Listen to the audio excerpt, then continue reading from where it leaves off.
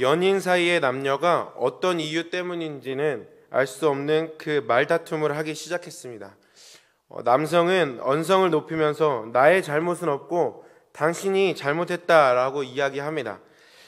이성적으로 또 논리적으로 그의 말이 꽤나 타당해 보이긴 하지만 마지막에 승리하는 것은 결국 여성입니다.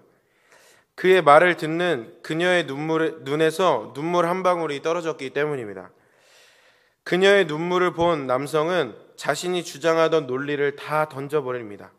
그는 오히려 이게 뭐라고 내가 그녀를 울도록 만들었을까 생각하고 후회합니다. 그리고 이렇게 이야기합니다. 미안해, 내가 다 잘못했어. 용서해줘. 굳이 제 이야기라고 하지는 않겠습니다. 그러나 이 이야기를 들으면서 우리 모두가 생각할 수 있는 것이 때로는 논리적이고 이성적인 충고보다 감정적인 호소가 사람의 마음을 움직일 때가 있다라는 것입니다. 자식에게 있어서 아버지의 훈계보다는 어머니의 그 눈물 한 방울이 그 자식을 변화시키는 것처럼 말입니다. 바울은 갈라디아 교인들을 향해 논리적으로 또 이성적으로 왜 자신이 전하는 복음이 진짜 복음인지를 설명해 왔습니다. 그리고 오늘 바울은 감정적인 호소로 이제는 내가 전하는 복음이 진짜 복음임을 호소하고 있는 것입니다. 편지에 자신의 온 마음을 쏟아 절절하게 호소하고 있습니다. 오늘 본문에서 바울이 갈라디아 교회 성도들을 향해서 다시 복음으로 돌아오라라고 외쳤던 그 복음의 호소를 통해서 우리가 함께 은혜를 나누길 소망합니다. 바울의 호소를 통해 우리의 삶 또한 갈라디아 교회 성도들과 같이 복음에서 멀어진 삶을 살아가고 있다면 우리가 다시 그것을 점검하고 다시 복음 앞에 서게 되는 시간이 되길 소망합니다. 그렇다면 바울이 외쳤던 첫 번째 복음의 호소가 무엇입니까?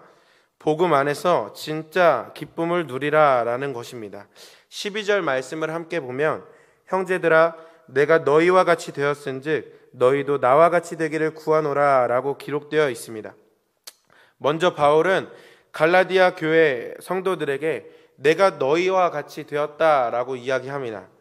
당시 유대인들에게는 선택받았다라는 생각에서 비롯된 그 우월주의가 있었습니다. 그들은 이방인들과는 말도 섞지 않았고 길을 다닐 때에는 거리를 두고 다녔습니다. 심지어 그들이 사는 땅에는 발도 밟고 싶지 않았기 때문에 길을 갈 때에도 그 길을 피해서 일부러 돌아가는 수고도 마다하지 않았습니다. 바울은 유대인이었습니다. 바리새인 중에 바리새인이었고 율법으로는 또 흠이 없는 자라라고 이렇게 성경이 기록하는 모습을 볼 수 있습니다. 유대인 중에서 정말 보수적이고 정통 유대인의 삶을 살았던 것이 바로 바울의 삶이었다라는 것입니다. 그러한 바울이 복음을 경험했습니다. 교회를 박해하고 핍박했던 죄인이 오직 은혜로 복음을 경험하게 된 것입니다. 바울은 이때 깨달았습니다. 유대인이라고 해서 복음을 경험하는 것도 아니고 이방인이라고 해서 복음을 못 경험할 것도 아니구나. 이것을 깨달은 바울은 이방인들에게도 복음을 전하기 시작했습니다. 오늘 본문에서는 이방 지역인 갈라디아 지방에 사는 자들에게도 복음을 전했다고 이야기합니다. 바울은 그들에게 복음을 전하기 위해 그들과 같이 되었습니다. 그들과 같이 되었다는 말은 그들과 함께 밥을 먹고 그들과 교제하며 그들이 사는 방식대로 그들과 함께 살았다라고 이야기하는 것입니다. 유대인에게 있어 도저히 상상할 수 없는 것입니다. 제가 중고등부 사역을 했던 때가 있습니다. 토요일마다 학생들을 데리고 교회에서 놀고 먹고 자고 했었습니다. 다음날 일어나서 다 같이 예배드리고 그렇게 했었던 때가 있습니다. 아이들과 함께 하는 것이 참 좋아서 그냥 그렇게 한 것인데 신기한 것이 그 학생들의 부모님들이 찾아와서 우리 애가 어떻게 이렇게 변했냐라는 것입니다. 어떻게 이렇게 교회도 잘 나오고 말도 잘 듣고 하냐라는 것입니다. 또 가끔은 부모님들이 오셔서 내 말은 안 듣는데 전도사님 말은 들으니 전도사님이 우리 애한테 이렇게 좀 잘 말해달라 이렇게 부탁하는 것도 이야기 들었습니다. 제가 아이들한테 아무것도 해준 것도 없는데 그냥 오로지 좋아서 같이 있었던 것밖에 없는데 아이들이 조금씩 변화된 것입니다. 오늘 바울의 선교 방식이 꼭 이와 같다라는 생각을 하게 됩니다. 그들과 같이 되는 것입니다. 이전에 언급한 것처럼 사실 이방인들과 함께 지내며 그들과 밥을 먹고 그들과 교제하고 또 그들과 같이 생활하는 것이 유대인들에게는 상상할 수 없는 일이었지요. 이 때문에 바울은 유대인들에게 엄청난 핍박을 받습니다. 매국노가 되었고 민족의 반역자가 되었고 변절자 취급을 받았습니다. 그럼에도 그가 끝까지 그들과 함께 했던 것은 몇 사람이라도 더 구원하기 위함이었습니다. 복음을 경험한 바울은 그 복음을 전하기 위해서라면 온갖 누명을 쓰기도 하고 또 옥에 갇히기도 했습니다. 때로는 수도 없이 매를 맞는 일도 견뎌야 했습니다. 복음을 경험한 바울에게 복음을 전하여 구원받게 하는 것이 가장 큰 기쁨이 되었기 때문입니다. 다른 이들의 평가에 자신의 마음을 두지 아니하고 그것으로 인해 기뻐하거나 혹은 실망하지 않았습니다. 복음 안에서 진짜 기쁨을 누리고 있기 때문입니다. 나의 상황과 형편을 따라 기뻐하거나 실망하지도 않았습니다.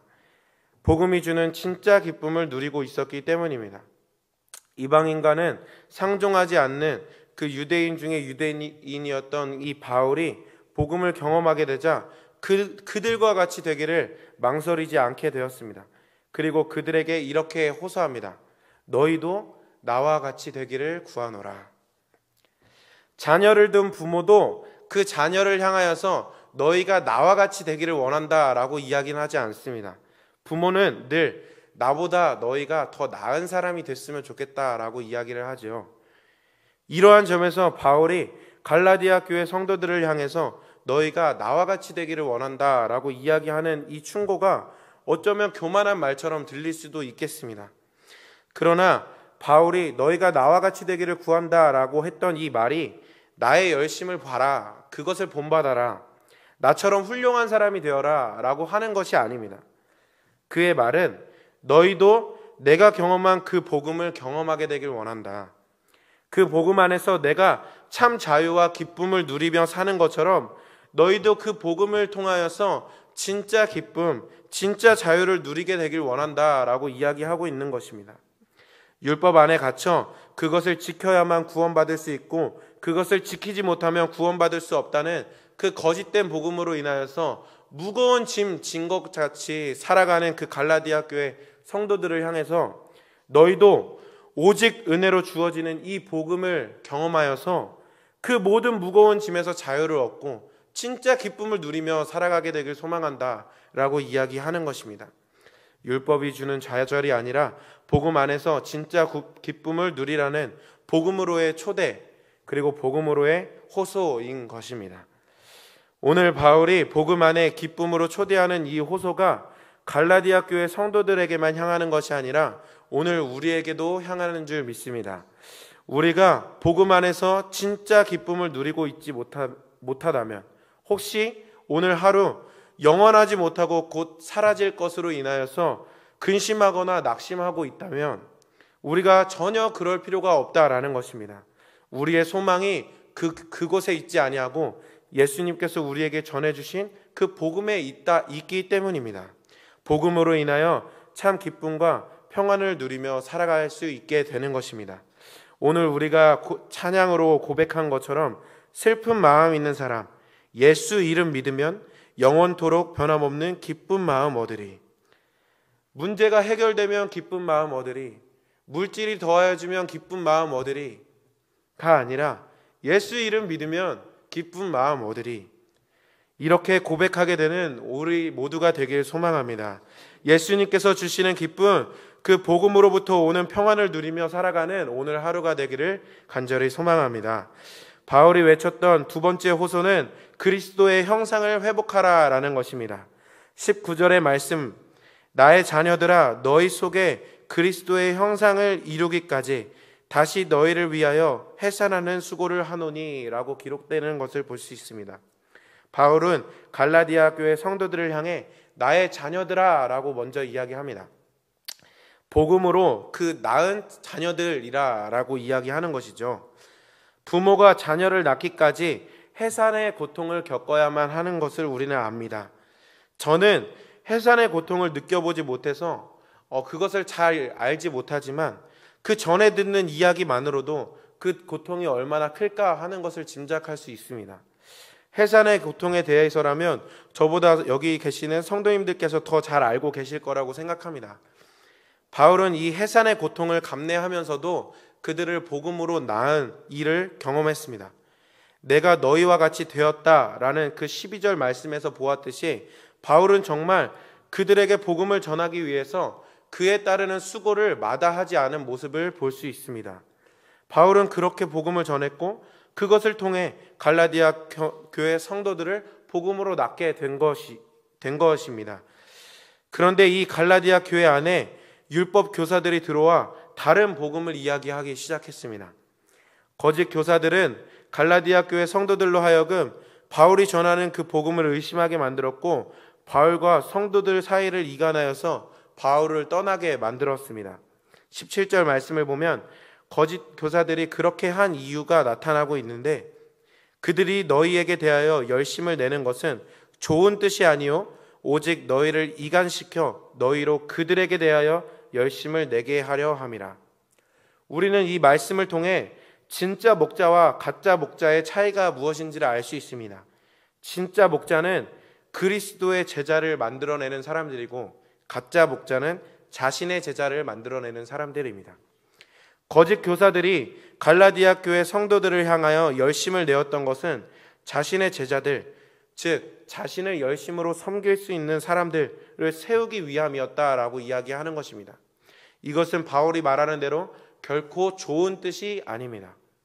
반면에 바울이 해산의 수고를 감내하면서도 그들을 낳은 이 복음은 그렇게 다시 수고하겠다라고 이야기하는 것은 좋은 뜻에서 비롯된 것입니다. 그 좋은 뜻은 바로 19절 말씀처럼 그들에게 그리스도의 형상이 나타나게 하기 위함이다라고 이야기하는 것입니다. 그리스도의 형상이 나타난다라는 것은 그들의 삶을 보면 그리스도가 보이게 된다라는 것입니다.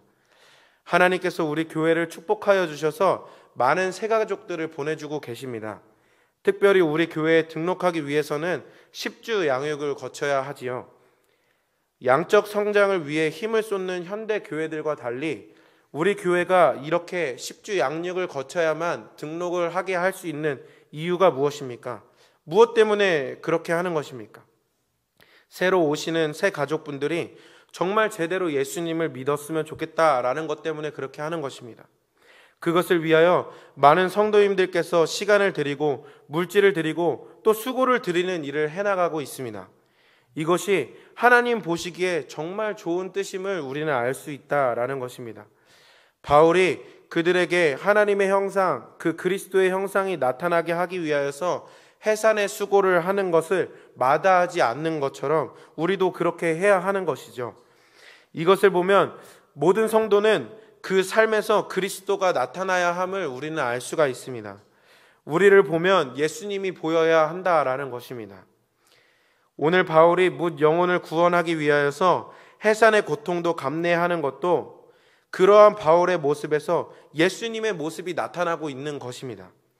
바울을 위하여 고통을 감내하신 예수님의 모습이 바울에게 보여지고 있는 것이죠.